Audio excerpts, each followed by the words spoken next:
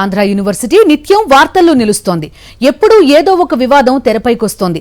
నిన్న మొన్నటి వరకు విద్యార్థుల ఆందోళనలతో అట్టుడికిన క్యాంపస్ ఇప్పుడు పాలనాపరమైన వివాదాలకు కేంద్ర బిందువుగా నిలుస్తోంది. విశాఖ ఎంపీ శ్రీభరత్ అడుగుజాడల్లో నడుస్తున్న వీసీ రాజశేఖర్ ఆయన చెప్పిన దానికల్లా జీ హుజూర్ అనడం ఇప్పుడు హాట్ టాపిక్ గా మారింది. 100 ఏళ్ల ఘన చరిత్ర కలిగిన ఆంధ్ర విశ్వవిద్యాలయం ఇప్పుడు వివాదాలకు కేరాఫ్ గా మారిందా అంటే అవును అనే సమాధానం వినిపిస్తుంది. కూటమి ప్రభుత్వం వచ్చింది మొదలు క్యాంపస్ నివురు కప్పిన నిప్పులా మారింది.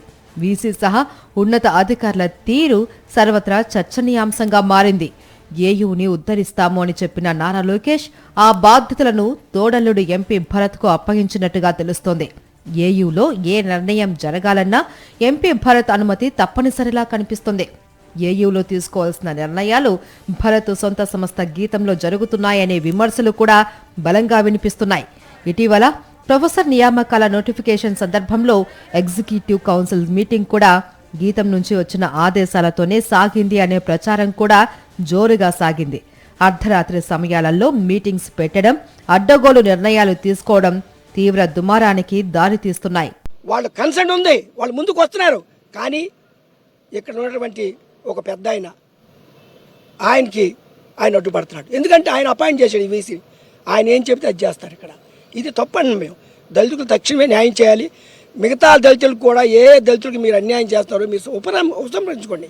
అసలు మీరెవరు ఇప్పుడున్నటువంటి తెలుగుదేశం పార్టీలో పనిచేయాలా? ఇప్పుడున్నటువంటి వీసీ కానీ రిజిస్ట్రార్ కానీ ఎవరు కూడా ఆ రోజున పనిచేయాలా?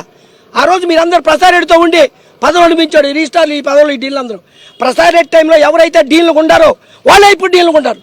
ఏయూ వీసీగా జీపీ రాజశేఖర్ అనే వ్యక్తిని నియమించడంలో ఎంపీ భరత్ పాత్ర పోషించారు అనేది అందరికీ తెలిసిన సత్యం.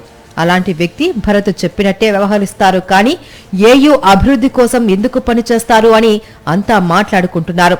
ఓ దళిత స్కాలర్ను వేధింపులకు గురి చేసిన ఘటనలో జాతీయ ఎస్సీ కమిషన్ వివరణ కోరినా ఏయూ అధికారులు స్పందించలేదు. దీంతో ఎస్సీ కమిషన్ పోలీసులను రంగంలోకి దింపి విచారణ చేయిస్తుంది.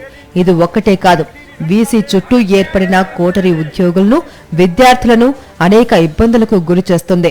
ఇదా యూనివర్సిటీ ప్రతిష్ట అంటే? ఎస్సీ ఎస్టీ కేసులు ఈ సిఇఓ వీసీ మీద నమోదవటమా? పరువుందా మీకు? యూనివర్సిటీ 100 ఏళ్ల పండుగలో ఒక దళిత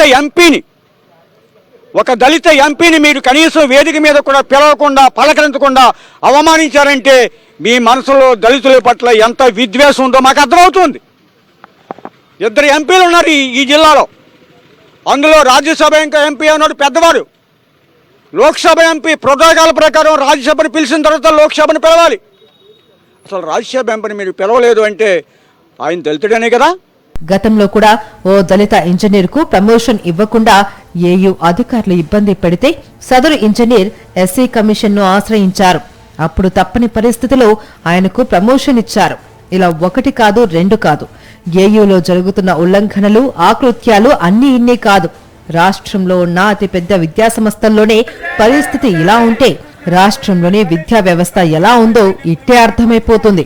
ఇప్పటికైనా ఏయూను ప్రక్షాళన చేసి సమర్థవంతమైన మేనేజ్మెంట్ను నియమించకపోతే జరిగే నష్టాన్ని అంచనా వేయలేం.